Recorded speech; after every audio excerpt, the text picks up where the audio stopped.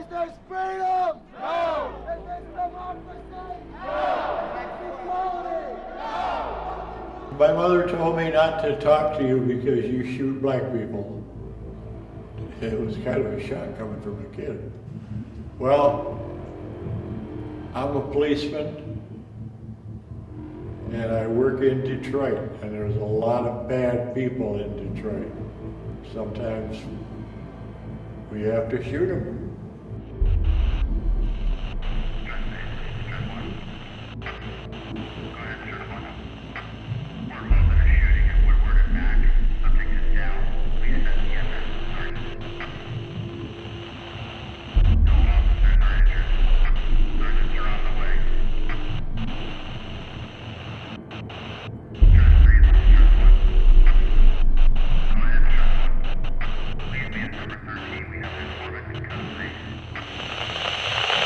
About to witness the very exciting story of a city and its people. It will be an adventure that will open new sights.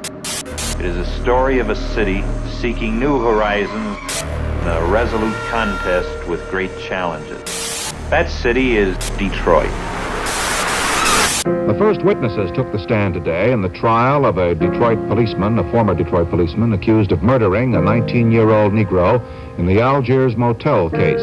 Both the prosecution and the defense, in their opening statements, reminded the all-white jury of the racial violence that seared Detroit 2 summers ago. 6 weeks ago, a policeman was shot and killed in Detroit, and race relations are said to be as tense as they were in the summer of 1967. In Detroit, the rate of homicides this year has increased phenomenally. Since the beginning of this year, there have been 209 homicides in Detroit, an increase of 65% over the first 3 months The of last National year. Urban Coalition issued a report today which said Detroit is one of many American cities which will become black, brown, and bankrupt by 1980 unless racial divisiveness Today, the 3 policemen were charged with assault with intent to commit murder and also the use of unreasonable force. Detroit prosecutors said it has been determined the police fired first. Blacks were responsible for all the shootings and proceeded to launch the biggest manhunt in Detroit's history.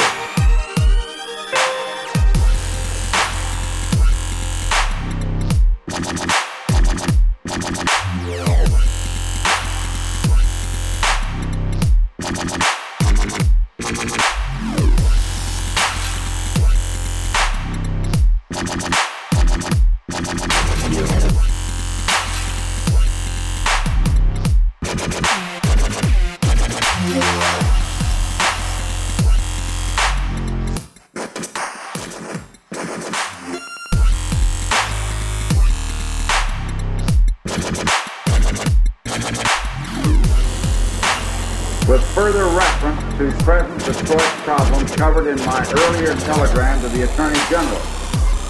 As Governor of the State of Michigan, I do hereby officially request the immediate deployment of federal troops into Michigan to assist state and local authorities in reestablishing law and order in the city of Detroit.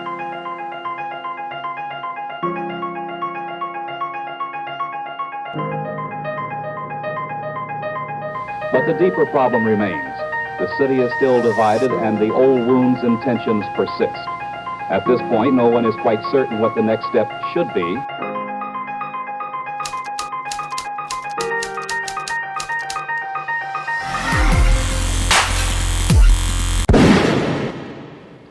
The Detroit police have an undercover program called Stress, which spelled out says stop the robberies, enjoy safe streets. The undercover agents have generated a lot of controversy in Detroit's inner city as a result of the techniques employed in their anti-crime campaign. Since early December, 6 of the officers have been shot, one of them fatally. I'm Raymond Palmaville. I was a police officer at the Felony Prevention Section, which is Operation Stress. Paul Vanley. I was an undercover decoy for the Detroit Police Stress Unit from 1971 to 1973. My name is Richard Warbeck. I was an undercover stress officer for the Detroit Police Department. My name is James Harris. I was an undercover decoy officer for the Detroit Police Department Stress Unit. Raymond Peterson, and I was assigned to the bureau they call Stress. We worked undercover. And if you don't want to listen to the story, go ahead, go get your gun, get your knife, get whatever you think you can use, and get your ass out on the street and try your best luck. And see what you come up against. And you won't like it. In 1970, crime in Detroit had reached an all-time high, with robberies up 600% and murders up 300% from a decade earlier. Well, actually, according to a statement that was made by Nichols, who was police commissioner in 1971, claimed there was a 67% rise in armed robberies, street robberies, between the years 1968 and 1970. This crime rate resulted from increased unemployment, poor housing, and the beginnings of white flight following the 1967 riot rebellion. But more than anything, crime seemed to feed on the ever-increasing drug trade that had gripped Detroit. Heroin had made a big influx into the city.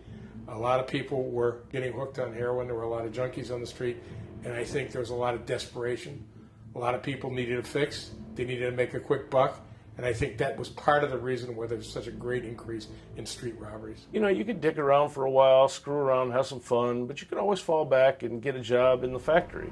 You know, that's no longer existing in the late 60s, early 70s. Those options aren't available. And so really, in the number one industry in my childhood, for most of it, from the 70s to the 80s, was either heroin or crack. With the rising tide of crime in the city, exacerbated by the plant closings, by the unemployment, by the school systems going down, it increased the level of desperation, particularly among young people.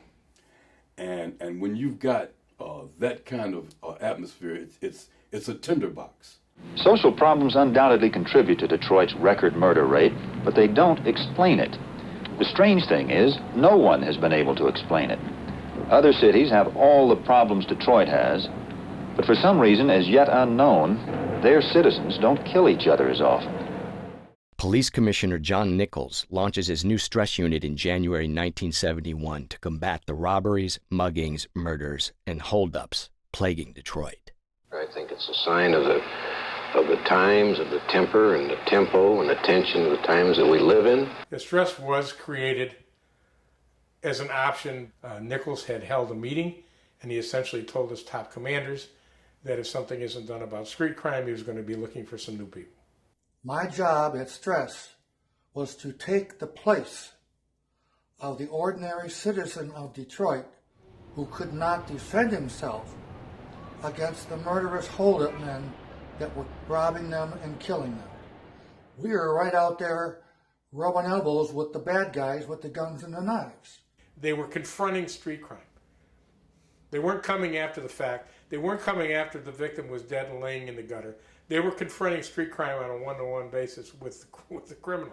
With little or no training, stress decoy units began operating late at night in the most dangerous parts of Detroit. They rely on their partners, instincts, and crew chief. We had a large pin maps, and so you knew where all the robberies were taking place, where all the rapes were taking place. And so you would go to that area. What they would do is they would analyze crimes in high crime rate areas of the city. Were the muggers going after women? Were they purse snatchers? Were they going after old people? Were they going after people who had casts on or people that were invalid? And they would analyze this data, and at the beginning of the shift, they would send stress crews to a particular area where there was a prevalence of certain types of street crime. So they were very conscious about the types of street crime that was going on, where it was going on, and the types of people that were victims. Now, the decoy part was something not everybody did. That's where you had to get out of your car and you would walk down the street posing as a decoy. We dressed in old clothes, Levi's, hair, beards, pretty much any way we wanted to, old army jackets, and we would go out and put ourselves in the place of any ordinary citizen. Once the area is picked, a stress decoy unit is sent. They work in crews of 2 to 4 men, one being the decoy, while the other officers provide backup. The decoy is obviously in the vulnerable position, but covering officers have to stay a far enough distance away that the mugger or muggers are not aware that this guy's with anybody. Muggers target lone individuals. They don't target groups. There may be 2 or 3 or 4 perpetrators, but there's always only one victim. So they have to be far enough away that the reality of it is, if the officer needed help, they couldn't get there fast enough. I had a shoulder holster where I could just reach right underneath and pull my gun out real fast like that. But still, I mean, if somebody's coming up to you, you got no chance. But you got a backup. You got one in the car and one on foot, but they're blocks away. Anything, a truck, a car, anything blocking the backup officer's view of the decoy when he's being robbed could mean the difference between life and death. He put his officers at risk to prove a point about the high crime and to be selective about what potential victims of crime were going to be protected. Was it going to be your ordinary citizen, the black community, getting his home broken into? Or was it going to be a white person from the suburbs looking for drugs or women or some kind of illegal commodity that he couldn't get in his neighborhood? I think the whole concept was wrong. Why are you trying to entice people or entrap people to rob you? Well, you ask yourself, why would somebody in the Army go volunteer to jump out of a plane? Why would somebody volunteer and try and be a Navy SEAL and go through all that rigorous training? Why would somebody want to be in a Marine recon unit? Well, because they want to be the best. They want to work with the best. They want to challenge themselves. They want to sense that feeling of accomplishment, of doing something good for their country or their community. I knew that the only way to prevent crime was you have to attack it. You have to be proactive, and you have to go after the bad guys. Everybody at Stress, by the way, did not do decoy work. They would go out and they had mug shots of people that were wanted on homicides and murders, and they would track them down. They were good detectives. There were only a certain crews that really did the decoy work. Ray Peterson was one of them. He was really heavy into the decoys. Stress won, my car, my crew, the best in the fucking city. Ray Peterson's Stress crew would quickly become recognized as the decoy crew. Their shifts at night are referred to as the shooting shifts. If that fucker pulled out a gun or a knife or anything else, you were the first one that was going to get any of it. We knew that if one of our guys got shot even or killed, the other guy was going to go down. Stress is introduced to the public as a decoy unit dressed as little old ladies, old men, grocery store clerks, and gas station attendants posing as bait for robbers. Some of the consequences of this type of unit began to surface 4 months later when Stress has its first fatal shooting. 2 youths attempt to rob a Stress decoy. When the officer identifies himself and orders the juveniles to drop the gun, they fire twice. The officer returns fire, killing one of them. With the murder rate in crime so high, the teen's death barely garners any attention. But then, the fatal shootings continue. I think I kind of acted like I was unfamiliar with Detroit or something. After a second or two conversation, he put, I don't know what, I never did see a gun or a knife or anything, but he made an impression on my left side, which made me think he may have had a weapon. And he was getting my wallet out. Then he took off, and I began to fire my gun. He stopped to try to slide his way between a telephone pole at the alley, and I pulled one more round at him and hit him in the right shoulder. I knew I hit him, and ran down the alley, and I knew I had one bullet left. Mark Johnson, he was the first one to come to the scene. He brings Dallas Collins out of there, and Dallas reaches for Marv's gun, and I shot him again. And he was, mama, you know, what the somebody's going to do. We got a hole, they got 2 holes in it. Mama, mama, mama, mama, blah, blah, blah. Fuck you, nigger. We hear those stories today. He was reaching for my gun, and he was a threat to my weapon, so therefore I utilized deadly force. The person that was shot and killed is not there to tell his side of the story, or their side of the story. I was in the Army. I had been in the Army for 3 years. Worked the 1st precinct. I walked the beat, rode scout car, and occasionally worked other plainclothes details. I worked at the 4th precinct in the Fork, and what they called the cruiser, commonly called here in Detroit the Big 4. I went from precinct support unit to what was known as the stress unit. 8 days later, Ray Peterson is involved in another fatal shooting during a stress decoy operation. James Earl Henderson. He dressed like a female, black, he's a black guy, was. He comes out of the doorway, the front door, and motions to be like a solicitation, right? Anyway, he leads me into this apartment. Herbert Childress and an unknown person, 2 men, lying in bed in each other's arms. Childress and the other guy go out in the hall, and Henderson closes the door and frisks me from neck to ankles. I had my gun in my fucking right hand in my pocket, which my arm stretched out in my coat pocket. Here comes the 3 of them in the room. Childress is first.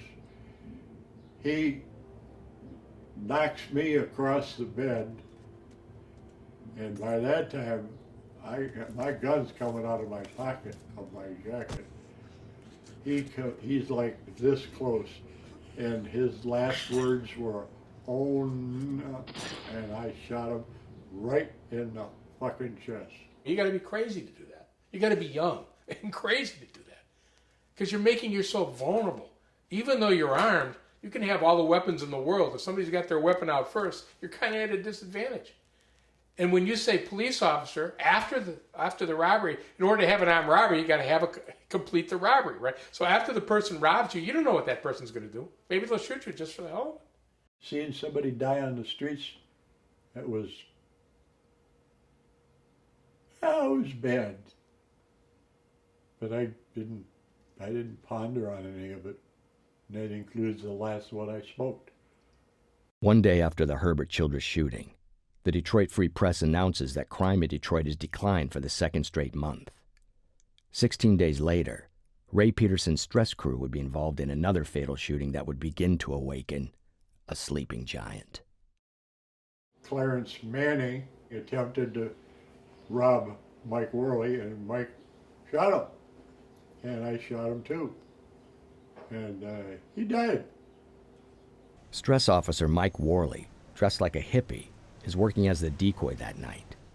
Ray Peterson, Richard Warbeck, and Marv Johnson are positioned as his backups. Clarence Manning Jr. and Nathaniel Johnson drive by Officer Worley. Johnson points a gun at Officer Worley and says, "This is it." They decided, well, there's an easy picking. Probably got some money in his pocket, and they decided that Clarence was going to conk him and rob him. Clarence Manning gets out of the car brandishing a bottle and approaches Officer Worley, while Nathaniel Johnson waits in the car. Mike pulled a .44 mag pistol and put one through, I think, his left side, as I recall. I fired my pistol one time. Clarence Manning stood up directly in front of Mike, and Mike put one through him, and he was gone. Nathaniel Johnson speeds away, crashes the car, and is arrested a short time later. No gun is recovered, and 2 stories emerge as to what happened that night. Kenneth Cockrell, a young up-and-coming attorney and civil rights activist, steps in to defend Nathaniel Johnson and represent Clarence Manning's family. Warbeck and all these other guys were roaming the streets and Peterson and so forth, looking for this kind of situation. As the Detroit Free Press announces crime dropping for the third straight month, Kenneth Cockrell begins his legal case against the stress officers who shot Clarence Manning 7 times, killing him. This marks the beginning of his battle to disband the stress unit. Cockrell had gained some prominence a few years earlier in 1969 when he defended several black men accused of shooting and killing one police officer and severely wounding another at the New Bethel Church. Police and the members of the so-called Republic of Africa, a Negro separatist group, fought a gun battle inside and outside a church. This incident became another flashpoint in the racial tensions building in Detroit. The police officer who was shot multiple times and who saw his partner shot and killed was Richard Warbeck. My partner and I were ambushed, and I was shot bad.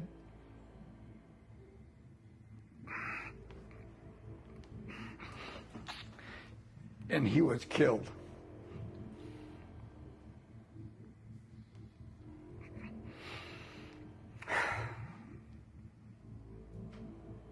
And I sustained bullet wounds to the back and to the leg.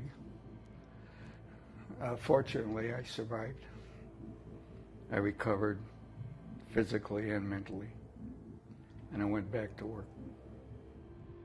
Cockrell successfully defended the shooters in the New Bethel Church incident in an unprecedented manner, calling the judge a lawless, racist, rogue bandit, thief, pirate, honky-dog fool. 2 years later, in 1971, in this landmark stress case, Cockrell successfully defends Nathaniel Johnson and goes on to win a $180,000 settlement for the Clarence Manning family. Undeterred by Cockrell's win in court, stress officers find themselves involved in another fatal shooting a month later. Stress officer Mike Zilikowski, who took the decoy position, is approached outside of Malcolm Transmissions late at night by 2 men asking him for a quarter. We saw Mike walking down the street. We walked into the alley and we heard gunfire. Well, of course we knew that was Mike, but here comes the 2 thugs running around the corner of that alley right toward us. Bang, bang. They were dead. On July 5th, suspects Horace Phoenix and Howard Moore are both shot by Officer Peterson and his stress crew. Horace Phoenix dies at the scene, while Howard Moore is in critical condition.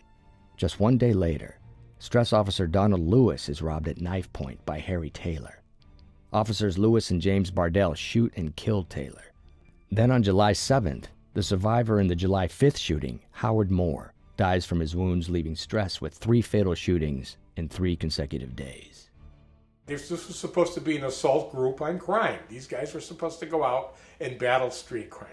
And I think that's how the unit was sold, and I think that's what appealed to a lot of cops who volunteered. I think at one point there was 300 people on a waiting list, waiting to get into the stress unit. Well, I was teaching school for a while, and I was just barely scraping by. And my dad, who was a retired policeman, suggested that maybe I might want to join the police department. I was first assigned to the radio bureau. I was open for the draft, so the Army drafted me for 2 years. When I got back from that in 1965, I went back to the radio bureau, still wanting to get into uniform and go on the street. And that was probably one of the happiest days of my life when I knew I was going to go in uniform. Officer Paul Van Wee is transferred to stress and placed on Ray Peterson's crew. My crew chief on Stress 1 was named Ray Peterson. And he would take us to the spots where we were pretty sure to get in shootings. On his second night, Van Wee takes the decoy position and is soon approached by James Smith and 2 other men. And they say, "Give me a wallet, man, give me a wallet, man." So I reach behind me like I'm going for my wallet, but I'm going for my hideaway gun, which is a real small little .38, which I tuck over the cheek of my ass. Now all of a sudden, this guy in the center pulls a knife on me, and I still can't get my gun out, and I'm backing up and backing up. The hammer of my gun is wrapped around the waistband of my shorts, and it ain't coming out. Finally, and he's waving this very close, I didn't want to get cut, so I finally get it out, and I pop him a couple of times, but it was just a little .38, and he was kind of a barrel-chested guy. And at that point, it sounded like the 4th of July. James Smith is pronounced dead at the scene, and the other 2 suspects are apprehended. This is the 8th fatal stress shooting in the first 6 months of operations. With the numbers of robberies continuing to drop, stress is seen as an effective solution, and most people in the city support the new unit. We had the bad guys running scared, which is just where the fuck we wanted them. When we became aware of stress in the city, I think there was a sense of relief that there was a response. But did we know what was happening truly? I don't think we were really seeing a reflection of the reality. We began to get well known, well heard of. On the street, in the court, anywhere you want to go about it, stress was the word of the day. It was very effective, and it made anybody who thought about robbing somebody in the street think twice. It was at the point, which didn't take very long, we'd stop somebody on the street, you say, stress, and the hands went in the air. They knew who we were. We wanted them scared. It was a terror unit. It was meant to convey fear. Stress to operate with impunity. The problem with it from the beginning, the problem with the unit was, it was very effective, but it put a police officer in an impossible situation. And you have milliseconds to make a decision. Those milliseconds catch up to Officer Fred Hunter, who, while investigating an armed robbery, is shot and killed. He is the first stress officer killed in the line of duty. 16 days after Officer Hunter's murder, stress officer Jimmy Brown is solicited by James Henderson, the same suspect that solicited Officer Ray Peterson just 3 months earlier. Jimmy was up in the Neil Hotel lobby. I fly up the steps. Henderson takes a look at me and runs. I fired one shot, and Jimmy's head was like right here. And James Earl Henderson went around a corner and into a bathroom in the rearmost room of the hotel. We pushed on the door a little bit. Jimmy fired one round through the door, and there was Henderson laying on the ground, dead. Jimmy hadn't touched him.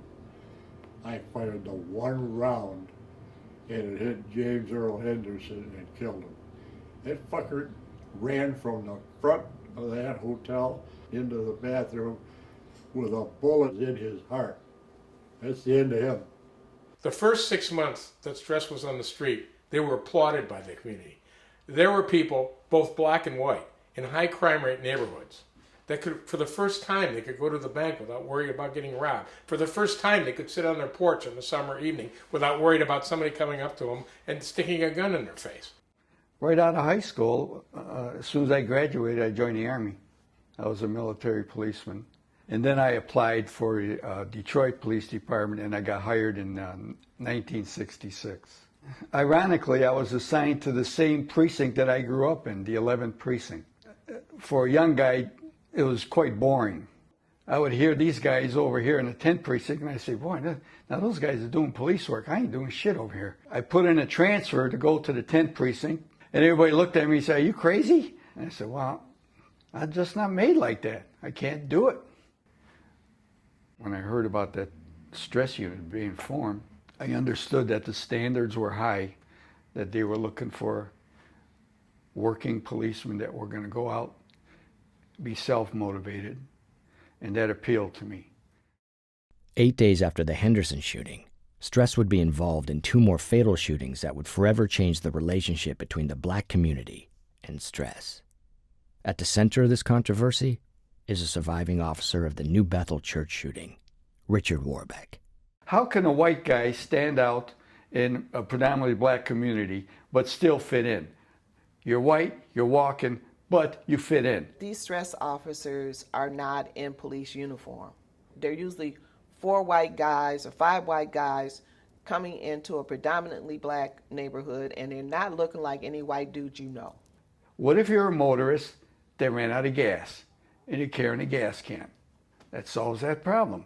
That was my MO. I'd walk with a gas can and hope, somebody would come and rob me. And you never knew whether this was it or not.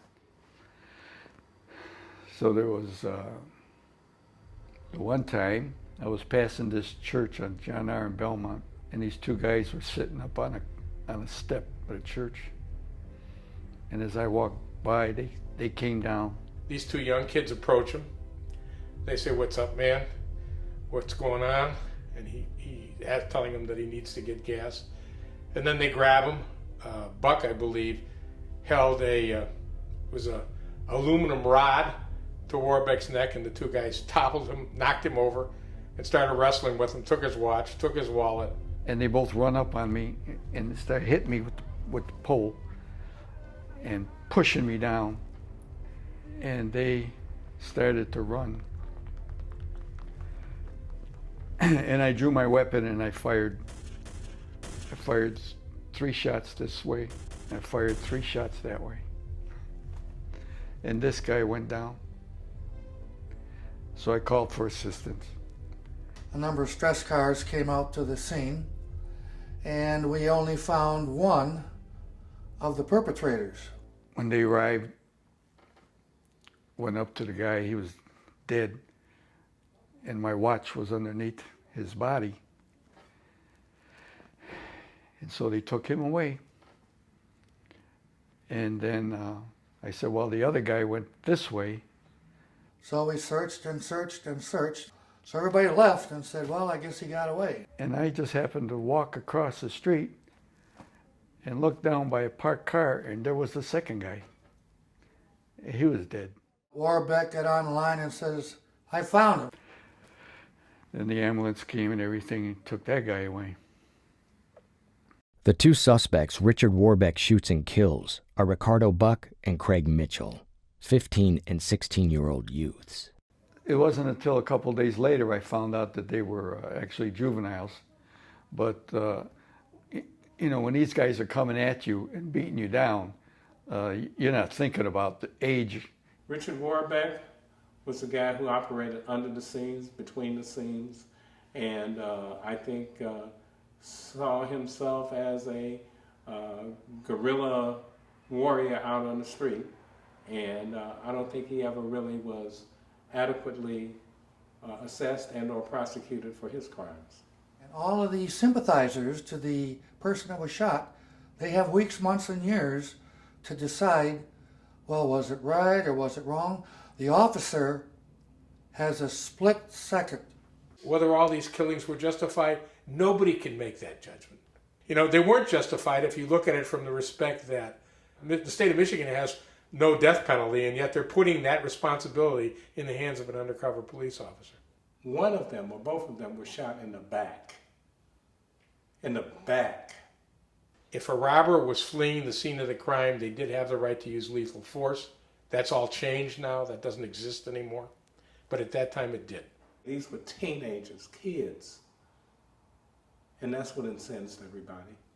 These kids, by the way, had a reputation and a record of doing the same kinds of things for a number of months in that area. So, again, I think Warbeck just, out of instinct, fired. This is a very significant event in the history of the stress unit, as it was the turning point. It was when politicians, especially black politicians, started getting involved in the anti-stress movement. There was actually an organized movement. Kenneth Cockrell and his Labor Defense Coalition begin to organize an anti-stress rally. During the 5 days he takes to prepare, 2 more fatal stress shootings occur. Stress officer Robert Miller is robbed with a knife to his throat just 2 days before the rally. Then, on the same day as Cockrell's anti-stress rally, Officer Miller has another fatal shooting. A suspect carrying a shotgun is threatening his neighbors. When Officer Miller arrives, the suspect turns the shotgun on Miller, who fires, killing the suspect. Since May, the stress unit has killed 10 people, 9 of them black, shot as they tried to rob police decoys in the streets. Black leaders of the march say the killings amounted to execution without trial. It's always easy to just blame it on the police when the police are interjecting themselves into the middle of a violent situation. The kind of people out on those streets, they're brutal, they're violent, and if you've been a victim of a crime, you'll understand how little regard they have for you or your life, and they'll take it from you in a minute if they can. Stress had already established a bad relationship in the community, and there had been rallies, there had been meetings in churches throughout the city complaining about this execution squad, because that's what we call it, and the irony of calling themselves Stop the Robberies, Enjoy Safe Streets. It was insidious. Black Detroit will no longer subject itself to the suppression, brutality that we are now undergoing. The police officers, they have every right to protect themselves. Hopefully he can confront this individual before he gets to you. And that officer has to deal with this violent person in a manner that you might not think is commendable, but he's got to get down and dirty with this person sometime. And that requires a special person. On October 4th, Police Commissioner John Nichols provides a report to the Detroit Common Council detailing the widespread reduction in crime since the inception of Stress. Precinct 1 has 321 fewer robberies than a year ago. Precinct 2, 128 fewer. Precinct 7, 136 fewer. Precinct 10, 280 fewer. Commissioner Nichols credits Stress with taking 450 guns off the streets. During its 9 months in operation, 13 suspects and 1 Stress officer have been killed. In total, 56 Stress officers and 38 suspects have been wounded or injured. Regardless of the reported reduction in crime, the anti-stress movement is in full force, with Mayor Roman Gribbs, Police Commissioner John Nichols, and the Stress Unit itself under intense community and political pressure. I think when you look at police statistics, you are also looking at lies. So all of those stats, those are numbers. Those are not relationships. And good policing is built on relationships, not numbers. Policing and stress are two absolutely, totally different ways of approaching police work. Detroit had a promotional program through the city, and they had billboards that it was more than just a gig, and they were doing a lot of recruiting. I worked various jobs at Pickford Shelby Hotel. I worked at Ford Motor Company's Iron Foundry. I spent 5 years with the New York Central Railroad, and I applied for the Detroit Police Department, and I was accepted. The first stress shooting that I was involved in, it was in response to a radio run, a man with a shotgun shooting at people in the apartment building. He had us pinned down with shotguns. After there was a lull, like he was reloading, we rushed the apartment building because we figured he was loading his shotgun again, which he was. Just as we got to the corner of the apartment building, he came out and started blasting us again. We were hugging the walls, trying to not to get hit. It was a pillar about 2 feet wide, and I'm 4 feet wide. So you can imagine how much squeezing I was trying to do. And when the lull happened again, rushed the apartment building as he was loading a gun again, and we had to take him down. Now, if you were a street criminal and you're thinking about hijacking somebody's car or sticking them up, you never know who you were dealing with. And I think just the psychological effect of that is what made Stress so effective initially. It just seemed like they were let loose to just kill people with impunity, and that was the way that the community was feeling about it. The first 6 months, Stress was very effective, but again, at what price? If you want to lower crime, then you've got to focus on what the cause is. The cause is most of this crime was generated as a consequence of drug trade in the city. And they're doing nothing to deal with the drug trade. You don't put a Band-Aid on cancer. The bad guys have to either respect you or be afraid of you. And if they don't do neither, then they're fair game. Peterson was the crew chief. Then there was myself, Phil Kaczynski, and Mike Worley. So we set up a little plan. Phil Kaczynski and I, who are both white, would go in this all-black bar, and Peterson and Worley would find a spot out there to cover us. Salvago wasn't a good place to go. It was a dangerous place to go. Posing as decoys, Officer Van Wee and Officer Kaczynski drink a couple of beers and then walk out of the bar and onto the street. We walked outside, and there's a group of 4 or 5 black guys. They walked up past us with these 3 spooks following them. And the lead was Neil Bray. And this one guy breaks away from the crowd. He says, "What are you doing here? This is a nigger neighborhood. Get your hands out of your pockets." So I took him out, and we were kind of moving a little bit. And he said, "Give me everything you got." I got a sawed-off shotgun. And at that point, I started to turn, and I felt whang! And my tears are shooting out of my eyes. You got all this adrenaline running. You've got a guy who's got what's perceived as a weapon. The thing that did go through my mind is, why didn't he shoot me? He gets hit in the face with a weapon. He doesn't know what's going to happen next, and he fires. And I see him coming towards me again. I shoot him twice. And I'm sure I got him right in the chest with 357 hollow points. And he goes down. I take a look at Paul, and his face is all fucked up. The guy hit him with, I didn't know what. Now Bray had been shot twice and is crouched on the ground in front of wounded Officer Van Wee. So all of a sudden he jumps up. I shoot him. Peterson shoots him in the neck. Then we pretty much empty our guns at him, and eventually he falls down. Neil was dead, and deservedly so. What he had was a mop handle, and he cracked it right over my nose. Well, I walked over to him, and I was pretty mad. And I did a tap dance on his head, and Ray came over and pulled me off of him and said, "Fuck him if he can't take a joke." This fatal shooting marks the 602nd homicide in Detroit that year. Detroit now leads the nation in police-related deaths of both officers and civilians.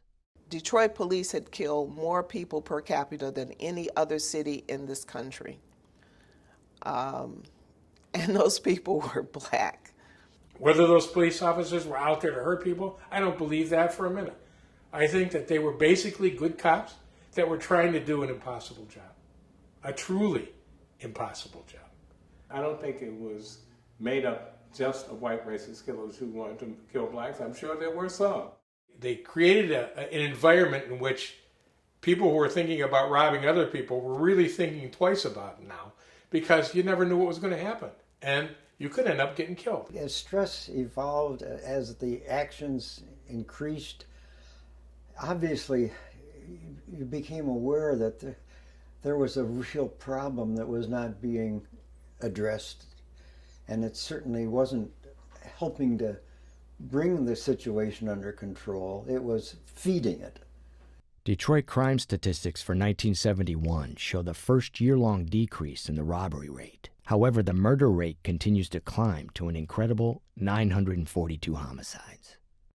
1972 starts quickly, with stress officers Charlie Eggers and Robert Miller shooting and killing robbery suspect Harold Singleton after he tries to stab and rob Officer Eggers. A month later, stress adds to the fatal shootings when 26-year-old Everett Winfrey is shot and killed by stress after Winfrey beats and robs a 50-year-old woman. The racial divide in Detroit is now highlighted by Kenneth Cockrell's Labor Defense Coalition and fueled by media depictions that are portraying stress as judge, jury, and executioner. Stress put undercover police officers in a position where they had to be judge, jury, and executioner. They were judge, jury, and executioner. I stand on history. I stand on the factual record. Is it wrong? Is it right? I'm not going to be the judge of that. Yeah. But what about all the poor people? What about people that were victims of these crimes? What about the poor people who came? What about the guy who came out of a bar late at night and was shot and robbed? Or a woman on the expressway whose car broke down and was raped and brutally killed? What about all those people? I don't think that stress was made to be judge, jury, and executioner. I don't think it was intended to be that. But I think that's what it became. I think the culture emerged when there was no consequence for the behavior that they engaged in, which was terroristic.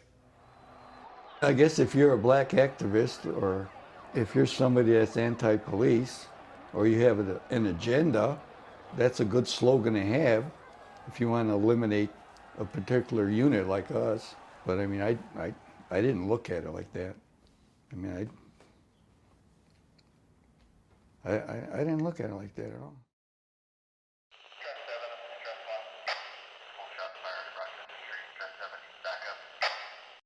Virgil Starkey, Jim Harris, and Ron Martin were black officers, and they were our black crew.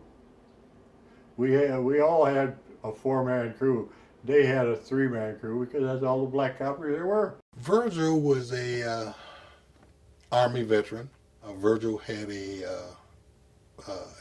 had an aggressive personality. He was likable. He was a likable scoundrel. Ronald Martin was older than we were. Ron was another seasoned police officer. I couldn't have asked for 2 better guys to work with than those 2. We were the only black crew, and the rest of the crews were all white. Yeah, there was no problem working with the black crew. I mean, they were policemen. They did their job, and we had a good camaraderie with them. There was no animosity between the black and white crews at Stress at all. I think it's perfectly safe to say that we got along well, if not better than that. Being African American officers, black officers, we were able to infiltrate in the neighborhoods where a lot of the drug dealers were, where a lot of the hold-up men were, and that's when you put yourself in those environments. You're going to see a lot, and you're going to encounter a lot. Stress Crew 7 does have an encounter that will continue to strain Stress's reputation for violence when they find themselves in a fatal shootout with Michigan-Wayne County Sheriff's deputies. 5 off-duty sheriff's deputies were playing cards. 3 police officers raided the game, and in a gun battle, 1 of the deputies was killed and 3 were wounded. Today, the 3 policemen were charged with assault with intent to commit murder and also the use of unreasonable force. Detroit prosecutors said it has been determined the police fired first and also beat some of the deputies after the shooting ended. The Stress officers are tried for the shootings that night. Deputy Henderson was shot 6 times and is killed. Deputy Jenkins, who was shot 3 times, is awarded $1.5 million, and after hearing all the evidence, all 3 Stress officers are found not guilty. The Rochester Massacre is used to further the perception of Stress as trigger-happy cops, willing to shoot and kill anyone, including other law enforcement. This kicks the anti-stress movement into high gear, as Kenneth Cockrell and his Labor Defense Coalition continue their rallies to disband Stress. 5 days after the Rochester Massacre, neither side has time to catch its breath as Stress is involved in another fatal shooting after a 15-year-old juvenile tries to rob a Stress officer at knife point. Kenneth Cockrell represents the family, and with the continued political pressure, finally makes Stress blink. Stress reforms are implemented, including reducing decoy operations, increasing the number of Stress officers in each unit, providing a command officer for each of those units, and requiring psychological testing for all Stress officers. While these reforms are taking place, Detroit ties the previous year's homicide rate. The 600th death is a 60-year-old woman stabbed in the back and strangled with an electrical cord while her house is ransacked. Stress is controversial here in Detroit. Several attorneys have started legal proceedings to try to get the unit abolished, claiming that the unit is terrorizing the community. But Police Superintendent Anthony Bertoni says that's not true, and that Stress is one of the reasons that the crime rate is down here. Despite the continued decrease in robberies, now down 15% since the inception of Stress, the Labor Defense Coalition continues to press forward, filing a lawsuit to abolish Stress. Mayor Gribbs and Commissioner Nichols refuse to disband the unit, and a ceasefire hangs in the air as the fatal shootings suddenly stop. Both sides are now standing toe-to-toe, grinding their teeth. The Detroit Police Department is set on keeping Stress active, but Kenneth Cockrell's Labor Defense Coalition is determined to see Stress purged from Detroit. No one realizes that this is just the calm before the storm. After 7 months, the ceasefire ends on November 5th, 1972, with the 20th fatal Stress shooting. Officer Charlie Eggers is held at gunpoint. The robber holding the gun at Officer Eggers' head pulls the trigger, but the gun misfires. Officer Eggers immediately opens fire, killing him. Then, 1 month after the fatal shooting, a confrontation occurs that would change the Stress unit forever. The unit was about to engage with John Boyd, Mark Bethune, and Hayward Brown. John Percy Boyd Jr. was my brother. John was in the 101st Airborne in the U.S. Army in Vietnam. When he returned from the war in 1970, he had decided to work with a group of young men like himself who were absolutely fed up with the influx of drugs into black neighborhoods and communities. He also felt that the police department was doing absolutely nothing to deal with this. Mark Bethune, who I knew, who was in one of the first members of the Detroit branch of the Black Panther Party, very intense, very ideological, very political leader type. Mark felt strongly that there had to be something done to address the drug issues in the community. I told him, I said, I didn't think that the guerrilla warfare tactics that you suggest, it might raise the level of consciousness, but that you won't have the support that you need. Hayward Brown, who was my first cousin. Hayward was younger. He grew up in, shall we say, rougher neighborhoods, and so he knew a lot more about where these dope houses were. He knew a lot of people, around the streets and so forth. That was the purpose. The purpose was there was a tactical theory to bust the dope houses, take their profits, and use that against them in terms of ultimately changing the neighborhoods. Now, I think Boyd, Brown, and Bethune were right. I don't think the tactics were right. Brown, Bethune, and Boyd, I believe, were sticking up drug houses. They were later painted as guys who were trying to clean up drug houses in black neighborhoods. Ken Cockrell Sr., who represented them, claimed that what they were doing is they were trying to shut these drug houses down. The best way to kill a drug dealer is take his money. So these guys were taking his money. I don't know that they were benevolent and they were giving it to the church or anything. I think they were just sticking up drug houses because it was an easy way to make a buck. They had also been going to different dope houses and basically saying, you're either going to shut down or we're going to shut you down. John not only had training, he also had experience. I'm sure he trained Hayward. And Mark Bethune had been, he was a Black Panther, and they were known for having some military training. The fact that they wanted to be modern-day Robin Hood was absolutely true. I don't think Robin Hood snorted a lot of coke in his days, so that's a lot of hogwash. They destroy the heroin, and they take the money and then use the money to support them as they would continue to shut down dope houses. So it was sort of like a tax. Nothing could have prepared the Stress crews or the black community for the landmark encounter Stress was about to have with Boyd, Bethune, and Brown. On December 4th, the night of, actually the early morning hours of about 12:30, 12:45, you had a Stress crew that was made up of 4 Stress officers that were observing a possible drug house on Stopel, I believe, in Detroit. They saw people coming in and out of the house, and they saw, I believe, a gold-covered Volkswagen with 3 guys in it drive by a couple times. This was Brown, Bethune, and Boyd scoping out a drug house that I think they were probably intending on robbing. According to them, according to others in the neighborhood, the police were outside guarding the dope house. They noticed and suspected there was a unmarked police car, so they decided to leave. The car looked suspicious, so these 4 Stress officers followed him. And at that point, one of the officers in the front seat supposedly held out his hand, showed him his badge. They pulled over. The Volkswagen pulled in front of them and stopped. As they were getting out of the car to investigate the Volkswagen, these guys opened up, I think with an M1 carbine, a shotgun. And anyway, they shot the hell out of this kid. The police car pulled up behind them. The policeman got up and fired into the back of their car. At that point, Haywood said they were under attack, so they just came out of the car with their guns and started shooting. I know the guys that were shot, and they're all very good officers. I can't imagine they just get out of a car and shoot out a back window for nothing. All 4 stress officers are shot and wounded. Only one is able to go back to active duty. The black community in the city, they were absolutely infuriated by the behavior of the police because they were being victimized. And to some extent, they were glad that someone had shot back at Stress because they felt like if someone hadn't shot at them, they weren't going to stop. The Detroit Police Department is turned on its back as they begin a massive effort to find these 3 men.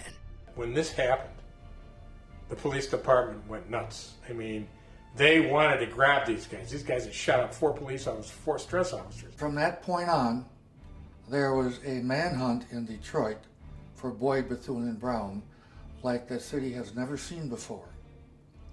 We did not hold anything back. If we got a tip, we followed it in, we kicked the door in. So they were arbitrarily going around kicking in doors, sometimes without search warrants, just on suspicion. This really, I believe, was the beginning of the end of Stress. The furious manhunt for the 3 black suspects, door to door and often at night, stirred an angry wave of resentment in Detroit's black community and prompted the city council to air the many complaints of police misconduct. It was a bitter session, punctuated by shouts, epithets, and continuing charges of racism and police terrorism. 4 days after the officers are shot, Stress gets a tip that Boyd, Bethune, and Brown are hiding at a house on the north side of Detroit. Stress responds immediately. Durward Fauché was a security guard, and I guess he heard somebody, obviously you hear somebody kicking in the door of your house in the middle of the night. The first thing you're going to do is get a weapon if you have one. He had a shotgun. He fired a 12-gauge shotgun. Well, obviously, what's the first thing the police officers are going to do when somebody fires a gun at them? They're going to fire back, right? They killed Durward Fauché. Totally innocent guy, because I think there was a Cadillac or a car parked on his driveway that was something that they thought that somebody had claimed the suspects were driving, a car the same color. Somehow it got mixed up, and that's what happened. On that same day, Stress is pushed over the edge when an off-duty stress officer standing in line at Michigan Bank is killed trying to stop a bank robbery. Officer Jerry Riley shoots the suspect, but does not see the robber's accomplice behind him. Officer Riley is shot, and while bleeding on the ground, the robber takes Riley's gun and shoots him square in the face as Officer Riley's 2-year-old boy stands next to him. The entire police community is shaken. The division between Stress and the black community continues to tear the city apart as a new wedge is introduced. 2 mayoral candidates enter the highly charged political scene. Police Commissioner John Nichols, responsible for implementing Stress, begins his mayoral campaign against Coleman Young, a state senator whose platform centers around disbanding Stress and becoming Detroit's first black mayor.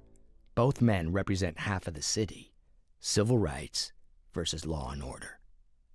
Because of the behavior of the police over the years, which went unquestioned for decades, now all of a sudden people didn't have the same view of the police. And it wasn't just black people. They are armed representatives of what was seen as the establishment. And those values happen to be highly masculinist and highly white. I think we begin to recognize that if Detroit goes down the drain, black and white go down the drain together. You can't tell the difference between black and white in the sewer. While these candidates battle each other, the hunt for Boyd, Bethune, and Brown continues. The relationship between Stress and the black community is strained to the breaking point, and then it snaps. Stress had received a tip. Somebody was putting up Boyd, Bethune, and Brown. They were living there. My partner was Bob Bradford, and we worked together that day. Another officer came in and said to him, he said, "Do you want a stakeout tonight?" And Bob, of course, said, "Sure, I'll take it." And I jokingly said, "Hey, wait a minute, I'm senior man on the car. Don't I get an offer too?" "Yeah, oh, sure, go ahead, take it." I said, "Nah, fuck it, I don't need it." We sent out 2 cars to watched this house. One car had Charlie Savage in it, and the other car had Bob Dooley and Bobby Bradford. When the two cars got there, two people ran out of the house. They called back to the other Stress car, says, "We'll follow them and you stay at the house." Hayward said that they had left the house because they had also gotten a tip that the police were coming. And so they were walking up the street. Actually, John was ahead of him. Bradford and Dooley pulled up, and one of them grabbed Hayward from behind, put a gun to his head, and the other was aiming at John. Hayward yelled out, and John turned around and fired, and he shot Bradford. Officer Bradford was shot in the face and dropped immediately. Officer Dooley then ran back towards his car and began firing at the suspects. Officer Bradford was then shot again in the head at point-blank range. Then Officer Dooley was also shot in the face. Dragging himself partly under his car to avoid being shot in the head again, he was shot multiple times in the back at point-blank range, paralyzing him from the waist down. Boyd and Brown fled through the alley. Officer Bradford died at the scene, and Officer Dooley lost his left eye and remained paralyzed for the rest of his life. I walked partially to the front of the address, and I looked at Bob's blood on the sidewalk.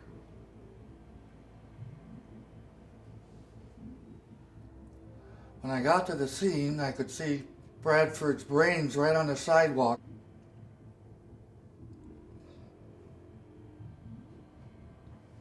I still have some bad feelings about it.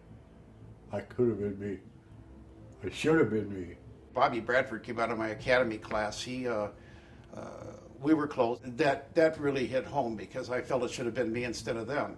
You know, so you kind of take that to heart. It took its toll on me. Yeah. It took its toll on me. The anger and loss felt by the Detroit Police Department turns to rage, and the manhunt quickly becomes an oppressive cloud that engulfs Detroit. This kicks the manhunt into high gear, and all kinds of people's rights are being trampled on. They're going into places without search warrants. They're going in on the flimsiest suspicion to get these guys. And we had another tip that they may have been hiding out in a different house, kicked the door and put this kid in the bathtub. And we wailed the living crap out of him. And there was blood just scattered everywhere. Shouldn't happen that way, really. It was a little overkill, but too bad. So the entire town was a little nervous. I think police, when they see another police officer shot, they just generally sometimes lose a certain level of objectivity. They couldn't conceive of being shot, being involved in urban warfare. It became personal, but even with that, you just can't go out and violate a blanket disregard for the law. I'm telling you, we were this close. Everybody was armed, people were mad, people were ready to shoot. It wasn't about looting, it was about shooting. During this intense manhunt, Hayward Brown is captured. Hayward is captured, and fortunately, he was captured on Wayne State's campus by Wayne State Police. And since Hayward had grown up in neighborhoods not too far from here, he thought he could make his way and escape. But he was eventually caught and then taken down to 1300. They had him downstairs and they were beating the living shit out of him. When Hayward came up to be arraigned, his face was so just huge contusions, and you couldn't even recognize him. With Hayward Brown in custody, Boyd and Bethune decide to flee Detroit and head to Atlanta. So they went to Atlanta because our oldest brother, Darnell, was living in Atlanta. The plan was to continue doing what they were doing here, and that is to get rid of the dope houses. While Boyd and Bethune are on the run, Stress continues decoy operations and has their 22nd fatal shooting. Officer Gregory Ciaglo, sitting in his car, is ambushed and shot in the face by Robert Slaughter. Slaughter is pursued, shot, apprehended, and dies from his injuries. The black community is incensed, and the mayoral race continues to boil. While these racial tensions persist in Detroit, John Boyd, who is now in Atlanta, is approached by black police officer Bobby Davis. According to the Atlanta police, Officer Davis approaches John Boyd and his half-brother Darnell. Boyd pulls an M1 rifle from under his coat. As Boyd tries to shoot Officer Davis, Davis grabs the muzzle of the rifle with one hand and shoots Boyd with the pistol in his other hand. Then Darnell Wilson shoots at Officer Davis, who returns fire and kills Wilson. He shot them both just like that. Boom, boom. Dead in heart. I believe that he basically was given a bounty by Detroit police. So now we had 1 out of the 3 dead. We heard later Bethune had been killed in Atlanta on a rooftop somewhere. And they shot him. There was no way he could get away. And he committed suicide. Well, I don't think Mark Bethune killed himself, for one. I don't think he shot himself on top of one of the dorms in Atlanta. I don't think he shot himself. I think he was shot. I think he was killed. Well, I was glad that they were killed. I mean, they shot one of our own and paralyzed another one, so to me, they got their just rewards. Fucker deserved it. He needed to die. They all needed to die. So now we're down to 1. Kenneth Cockrell defends Hayward Brown, and over the course of Brown's trials, wins a stunning 14 acquittals. Brown kept going to trial for various charges and kept getting acquitted. Ken Cockrell Sr. was his attorney, who was a very competent criminal attorney. Part of what my dad did that I think was somewhat unique is that I think he recognized the importance of almost building political movements around some of the cases that he represented. And the Brown case was certainly one example of that. Brown was a hero in the community. He had been tried so many times for so many crimes and been turned loose on every one of them by the same judge, who are drawn by a, quote, blind draw, which is a lot of shit.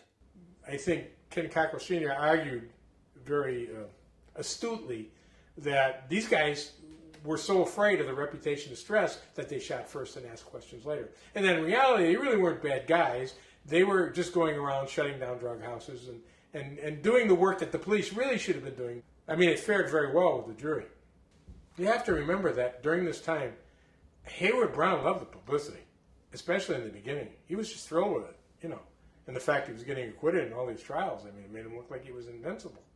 With the deaths of John Boyd and Mark Bethune making headlines, the Black Panther Party of Detroit, now emboldened by Hayward Brown's acquittals, ups the stakes and puts a hit on stress officers Ray Peterson and Richard Warbeck.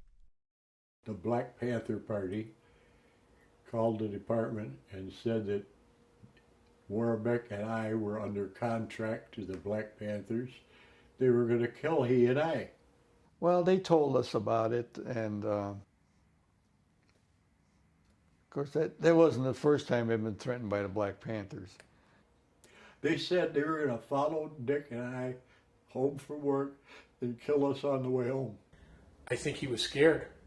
He was getting phone calls threatening his life, and I think he thought there were people out to get him, and I think he had become very paranoid by that time.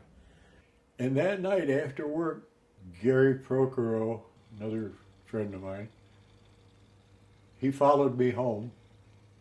All of a sudden, somebody runs into the rear side of my car. I almost lost control.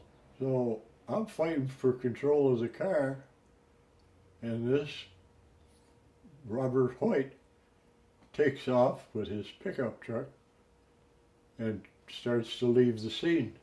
Gary chases him. I heard a gunshot. I suppose that it was the Black Panther Party and they were on the warpath. Well, the shot had been from Procoro's gun. I didn't know who fired what. Hoyt pulls over to the kind of the side, bails out of the truck and starts toward me, and I could not see his hand. his right hand. I plug him. I fucking killed him right just like that. He bounced off the truck and went down. Look, no fucking gun. No knife. No nothing. Uh-oh.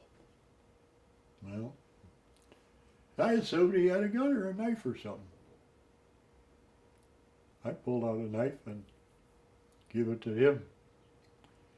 When this guy got pulled over and jumped out of the car and started running towards him, I could see where he might have panicked and shot first and asked questions later. But I think he was in the decoy unit too long. Ray should have been transferred out of it. Stress stands for Stop the Robberies, Enjoy Safe Streets. They're an undercover unit that could not be filmed. Last week, one member of the unit involved in 9 of the killings was charged with second-degree murder. An investigation into the shooting begins, and the Detroit Police Department Crime Lab examines the knife that was found on Robert Hoyt. Mary Jarrett, she was head of the crime lab. She found in the well of the knife a fucking cat hair. I had 2 Siamese cats. There was a tremendous hubbub in the newspapers about it, of course. Detroit's biggest racist, I guess they called him. And they tried me for second-degree murder. During the trial, Officer Peterson tells his attorney about the Black Panther Party contract on both him and Richard Warbeck. I heard like a deep sigh or one of those, oh, or like something like that coming from the jury box. The trial went on and the jury said not guilty. And that was the end of that. Well, I always knew that there was this undercurrent of feeling among certain members in the black community. Generally the ones that wanted to do away with stress, and they were just anti-police. And so I was a good target. Richard Warbeck, the name meant nothing to me. They cast all these aspersions upon me without knowing me. Among the black community, you can equate you being a member of Stress as being a Nazi. I guess I just absorbed it, let it roll off. At the time, didn't have a really good opinion about people who belonged to Stress. The hit issued by the Black Panthers, along with the perceived attack on Peterson, put Stress officers on high alert.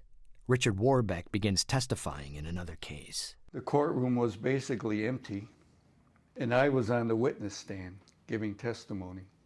And I'm looking at the defense attorney who stands up with a briefcase, and he opens the briefcase and pulls out a gun. And he swings the gun right at me and starts a fire. And I dive over the chair and I crawl on the floor by the jury box. And a bullet runs right through the jury box, right in front of my face, and splatters wood fragments into my face. I get up. I had 2 guns on me, and I emptied both guns at the attorney. And I run up to him as he's laying on the ground, and I know I got 1 bullet left in the gun. And I wanted to put it in his mouth and pull the trigger. And I just came this close to doing it. And I backed off. The story goes that he wanted to commit suicide, but he wanted to take me out along with him because my reputation in the black community was such that I deserved to die.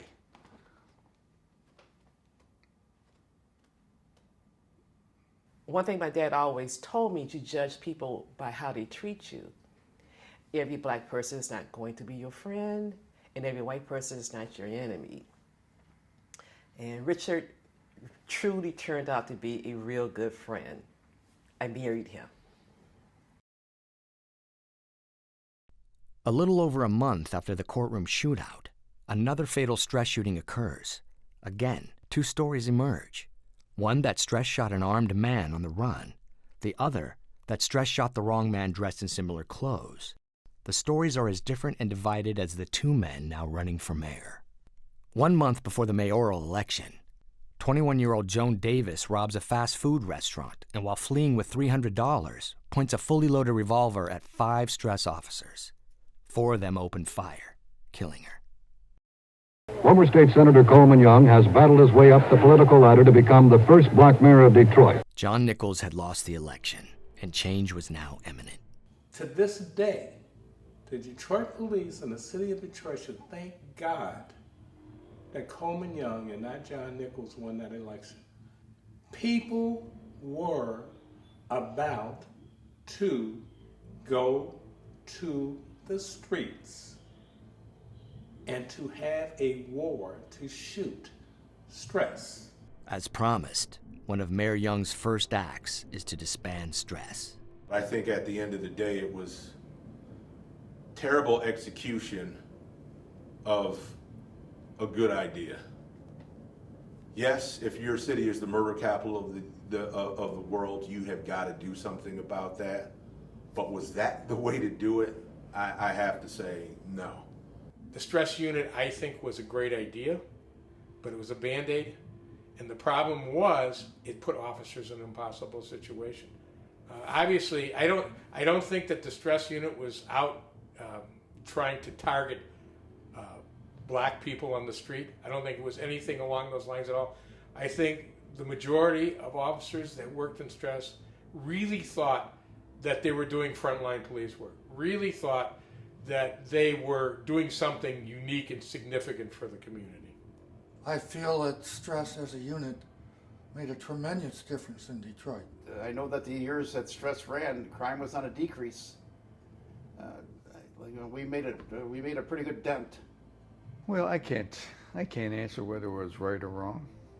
Desperate times call for desperate measures, and that was what Stress was. So I felt like I was doing something. It was somebody taking the bull by the horns and doing something. It was a worthwhile unit. If nobody likes this, well, that's too fucking bad. That's the way I feel about it, because this is the truth. With the disbanding of Stress in 1974, the robbery rate shoots all the way back up to pre-Stress levels. And the next year, it goes even higher. I remember when I was reassigned after one of my shootings,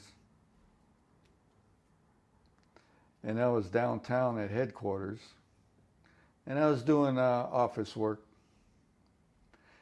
and this young black guy, he was a high school student, he came in there to the Stress office, and he introduced himself, and he said, I want to do a paper on Stress for my school, and I would like to talk to somebody about it.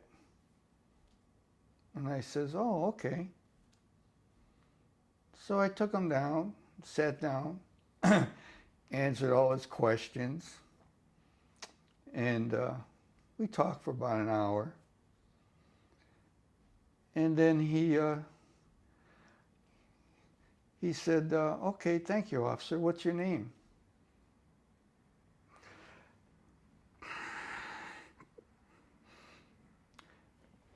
I said, Richard Warbeck. And his eyes got big like this. And his mouth dropped open. Oh my God, you're Warbeck? You're the one? I said, what'd you expect? Oh, I don't know. I had this vision of some monster type. I said, well, just don't believe everything you see or read. And he thanked me and left.